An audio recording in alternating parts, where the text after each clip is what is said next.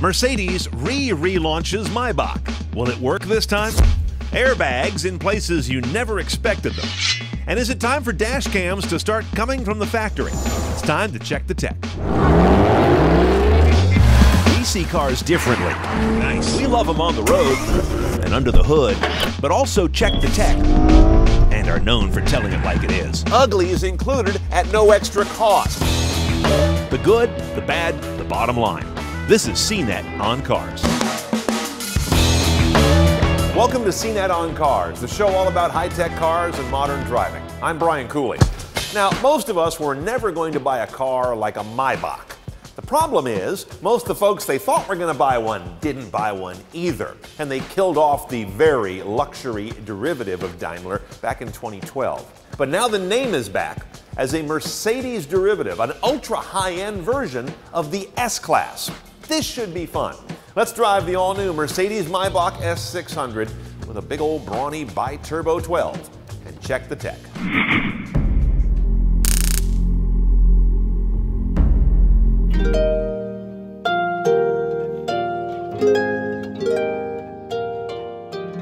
I can give you the short story on the Maybach S600 in 10 seconds.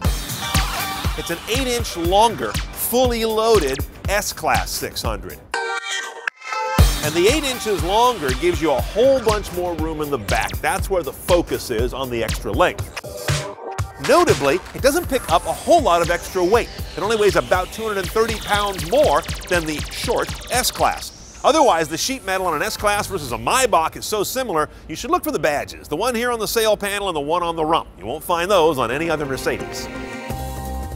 Now, getting into a Maybach S600 is not shockingly different than an S-Class. First thing your eyes are drawn to are the dual 12.3-inch widescreen LCDs. I don't think I've got that much LCD real estate in my TV room. The one on the left, of course, are your virtual gauges, which occasionally move out of the way to allow night vision to take over the center. This big screen we've seen before. It's the command system that has navigation that is well rendered but doesn't strike any new ground. Beyond all the in-car broadcast, satellite, and external media sources, you've also got the ability to have TuneIn as a streaming radio choice and an in-car hotspot, but that's part of a telematics subscription at $450 a year. Now, all of this is driven by two controllers, no touch. German, remember. I must say, you might think this trackpad is gilding the lily with a control knob right near it, but this does wonders. That touchpad is also good for handwriting and pinch and zoom on the map. It's right about now, diving into all the menus you can access with these controls, that you realize there's too damn much going on in this car. If you are working hard enough to afford this, you don't have time to be playing with your car's menus. You're making money. Chief example, go to the HVAC ribbon of buttons here and just press the one that says Menu. Then spend the next afternoon or so figuring out all the ways you can set up the climate in this car. From the temperature to the air distribution, to the airflow, you can blow hard, soft, or moderate, to footwell airflow, climate mode, the air freshener, which is separate from the ionizer. Really? And similar layers and layers and layers of fussability occur on almost every system in the infotainment head unit. You don't need a loan to buy this car, you need a degree in engineering. And you know you're not an Lexus in this car. Completely different design language, of course. But the seats are hard. A Lexus always has plush seats. This one does not. Now let's talk about some visual tech going on in this car. I told you about the night vision that we have in between the main gauges. We've also got the best 360 bird's eye view camera in the business. Look how beautifully it stitches the four cameras together. It doesn't even appear to be four angles. That's pretty slick. And we've got the magic sky control sunroof, front and rear. Hit this little button right by the sunroof control, and it goes from dark blue to nearly clear electronically. They apply high voltage to a crystalline structure inside the glass panel to have it either reflect or pass light. I bet your Hyundai doesn't have that. And my last visual trick to show you is this one. You find that little icon, looks like a book. And now you've enabled split view. On the passenger side right now, I'm seeing media. From the driver's side right now, you might be seeing navigation. Same screen, same time. But at this 45-degree angle, it feeds two different displays. That's pretty high. The audio in this car is off the charts, and that's bass. 1,540 watts, 24 speakers from Burmester. There's even a ceiling speaker in the rear. and a separate sub in the trunk that gets its own 400-watt feed. The tweeters even rotate. I'm not sure why. And this is low tech, but really cool. The hinge on the console changes depending on where you open it. I couldn't get enough of this. I played with it all day. Now, driving the Maybach, not much different than any other S-Class. You've got this sort of old-school electronic column shifter here. Paddles on the wheel, by the way. Over here in the center console, you've got a sport or economy mode for the powertrain, and below that is ABC, not a spelling lesson. That's automatic body control. That's the active suspension, either sport or comfort. The adaptive suspension on this car is not just mechanically based, it uses a camera to look at the road and to know when there's a big bump or divot coming and pre-adjust the suspension, not wait for the impact to happen. This drives me nuts, though, about the rear compartment and the front for that matter. You don't have infinite door checks. You got old school 3-position notched hinges. This thing's gonna cut your shin off. It did it to me several times.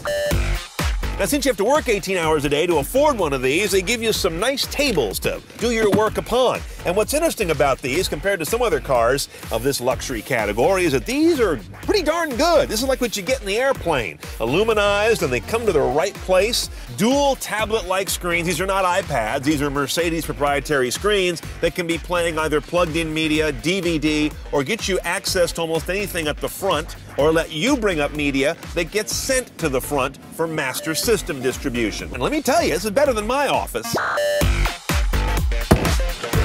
Cup holders are so passé. Instead, you want a heated and cooled cup holder. Just press the button for which you want, and the little light inside changes accordingly as well. These people are nuts. And of course, in the car like this, you gotta offer the coup de grace of luxury silliness. The bottle cooler, the fridge, right here behind your elbow. Holds a couple of what it looks like to be full-size bottles of champagne, though I'm sure they don't officially endorse that. Problem is, look how much room in the trunk it takes up. There's barely enough room for the owner's ego in there anymore. The Maybach S600 shares an engine with a standard S600. Luckily, it's a lot of engine. A 6-liter twin-turbo V12, doing 523 horsepower and 612 pound-feet of torque. Rear-wheel drive only through a 7-speed automatic. 0 to 60 in 5 seconds is only a half a second slower than a short S-Class, and the weight at 5269 is only 28 more pounds per inch of added length. 1320 mpg escapes single digits, but not by enough to escape a gas guzzler tax. First thing I notice in terms of its driving behavior, though, is if you have it in this economy mode, and if you have auto start stop enabled, this may be the most laggardly driving experience on the road. Part of that is to make it a more comfortable, less transitional ride between stop and go. When you put it in sport mode, though, and trounce it, good grief. How can something this big go that fast, is what you think. We do have a head-up display on this car, which is nothing necessarily new for Mercedes, but I will say they need to go take some lessons from BMW. It's not real satisfying. The overall smoothness is incredible, as you'd expect, partly because we've got over 5,000 pounds to dampen out road undulations. In all, the power that is available, varied as it may be, the heaviness, the adaptive ride control, and of course, who knows how many hundreds or 1,000 pounds of sound deadening and insulation add up to a sublime driving experience. Okay, base, if you can call it that, a Maybach S600 is about a $193,000 proposition. But of course, we gotta go CNET style. We're gonna add a few grand to that in the following fashion. Those rear tables and heated and cooled cup holder, gotta have those for $2 grand. The fridge is $1,100. I'm gonna skip that all day long and get some trunk space. Split view, I love it, $700. Magic Sky Control is a pricey overhead toy, $5,000, but boy is that slick. And of course the gas guzzler tax, that's $1,700 you could have spent in a lot better ways, all in about 203 grand the way we would do it. Now, if you're gonna buy a car like this, you sure don't need my opinion whether you need it or not. It's not a need product, but it's a whole lot less ostentatious and over the top than the old Maybach 57s and 62s. It utterly separates driving from the chore of driving. Find our full review on that Mercedes Maybach S600 over at cars.cnet.com. Well, we've become used to airbags popping up all over around the front seats and dash like mushrooms in the last 10 years. But there was one part of the car that was curiously, basically devoid of them. Even that's changing, as the smarter driver is about to find out when CNET on Cars returns.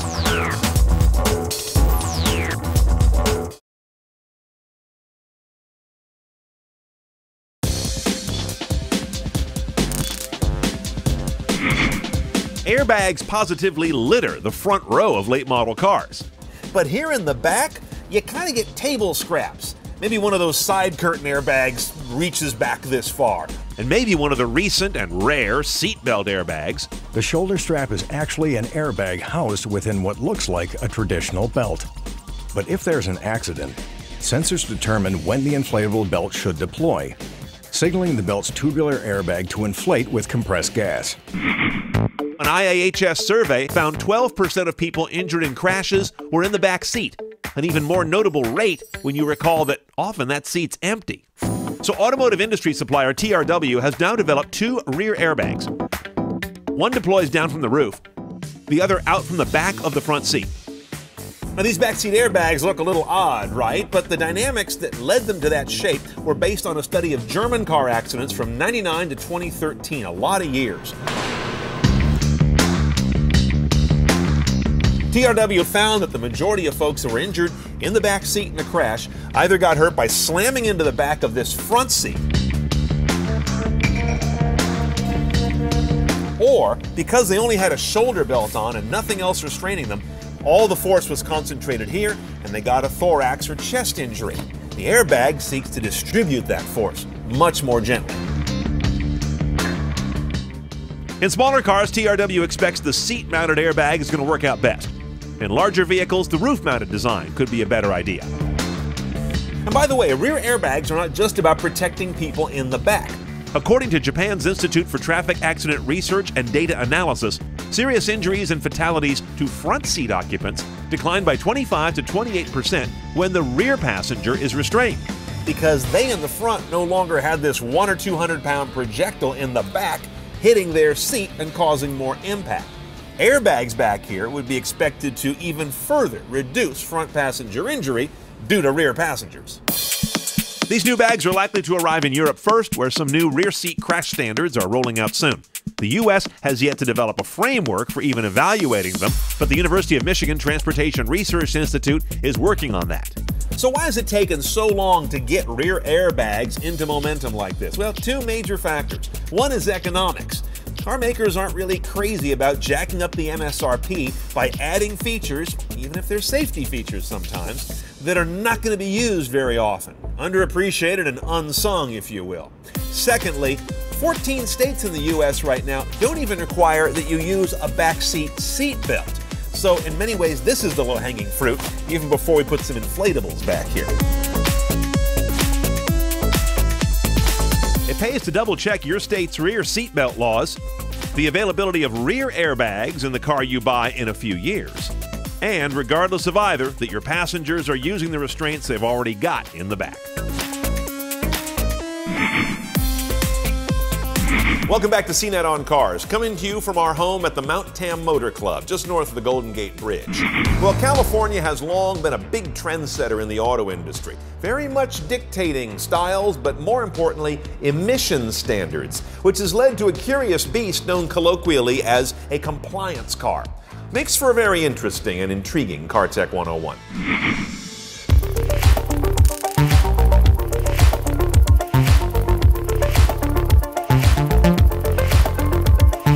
Whenever you find the word compliance, it usually suggests someone is doing something they didn't want to do because someone else made them do it. In this case, the someone who did the telling was the state of California, which in 2012 told all the large and intermediate-sized car makers in the state that a certain percentage of their annual sales had to be zero-emissions vehicles. That means battery electric cars, or the even more rare hydrogen fuel cell vehicles. All of a sudden, oddities like electric Fiats and Smart Fortwos and Honda Fits and RAV4s cropped up. Car makers that failed to sell the minimum percentage of zero-emissions vehicles, and this is figured out by a formula far too complex to relate here, would then be subject to penalties that they can satisfy by buying expensive zero-emissions credits from companies that do sell more than their share of zero-emissions vehicles. For example, Tesla has made millions of dollars the last couple of years selling credits because all they make are zero-emissions vehicles, and they can sell them to car companies that make gas engine cars and not enough that don't spew. Not to say all zero-emissions cars are compliance concessions. The all-electric Nissan Leaf and Tesla Model S are bona fide sellers. But those two cars make up some 70% of the U.S. EV market, leading the rest of the list to be painted with the compliance car brush. Here's where it gets tricky. Plug-in hybrids. They use both emitting gas and zero-emissions electricity. They can run some, all, or virtually none of their miles zero emissions, depending how the owner uses the car, not depending on the technology the automaker built in. So it's not in the car maker's control. Now, recently, those automakers in California have gone to the state and said, hey, give us a much bigger credit towards zero emissions when we sell a plug-in hybrid, because they're using studies now that show frequently when plug-in hybrids are used in the real world, they are in a zero emissions state that is closer to that of pure EVs and fuel cells. In a moment, where are the dash cams? And my top 5 luxury car tech options when CNET on Cars continues.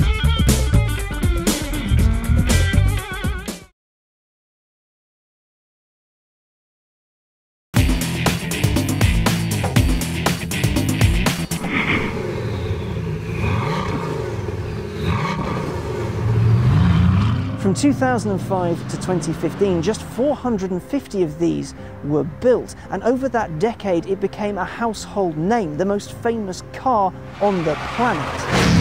And right now I'm going to show you the face you make.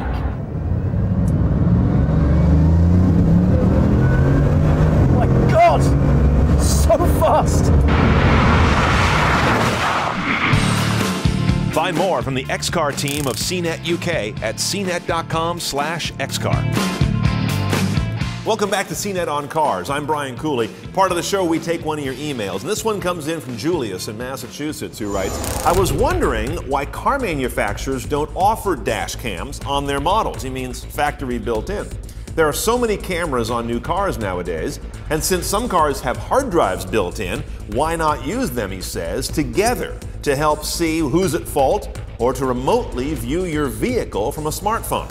Well, Julius, a couple of things I believe are going on here. First of all, once you leave the U.S., there's a huge appetite for dash cams. Strangely, in the U.S., we're not that into them. Once you kind of get away from people like us who watch this show, who are really into internet, smartphone connectivity, and car technology, there's not that much awareness of dash cams, at least in the U.S. market right now. So if you're out there looking at the marketplace that the automaker wants to develop for, they're probably going to put their R&D dollars a lot of other places before they start developing a lot of built-in dash cams. Another aspect here is a legal one. If they put in cameras in cars that connect to storage, hard drives like you mentioned, and internet connectivity, they've suddenly made a very elaborate surveillance system that you might then point at someone who has an expectation of privacy out there in the world. And now you've got a problem where the car maker might be brought into some kind of a lawsuit for invasion of that privacy. Now, there are a ton of dash cams out there at very low prices. It's another reason why car makers probably don't see a great market here. How do you compete with a pretty good $100 clip-on dash cam you can stick on your windshield? And the market's littered with those. By the way, we did a piece on dash cams back in August of 2014. I'll put a link to that in our show notes for this episode over at cnetoncars.com. Now, one car we have driven that does have a factory cam of sorts, kind of like what you're looking for, is the 15 and newer Corvettes. They have a track cam option. Again, it's oriented for track use, not for security or for collision evidence use, but it gives you a beautiful view of what the driver sees going forward and overlays great driving telemetry on top of that image. My colleague Tim Stevens did a nice look at that. I'll also put a link in our show notes. Now, since we spent some time cosseted in that Mercedes-Maybach S600 earlier in this episode, I thought it'd be a good time to run down a list of some of the most over-the-top luxury technology options out there in the auto biz right now. Get your checkbook out. Here's my top 5 list of luxury tech. These are my top 5 technologies that I think really set serious luxury cars apart from what the rest of us drive. Number 5 is big name audio. Now, I put this down at 5 because high-end audio is popping up all over different price cars, with Meridian, Beats, Fender, B&O, Name, and others getting into the cabin. But the really expensive audio rigs that add $5,000 to even $10,000 to a car's price, that's still top shelf. Ironically, most buyers who can afford such cars are at an age where they can't even hear a high-pitched doorbell. But those speaker grills are sure impressive. Number 4, a V12 engine. The trend these days is to get more power from fewer cylinders, all the way down to 3. Even Ford's new supercar only has 6. So what are some of these Luxo barges doing with 12? Because that says I make more money than you do. Oh, and it also has a certain innate smoothness. Number 3 is night vision tech. Now, head-up displays are moving to the mainstream, but these James Bondian night vision screens still remain in your financial planner's dashboard, not in the one in the Mitsubishi he said you can afford.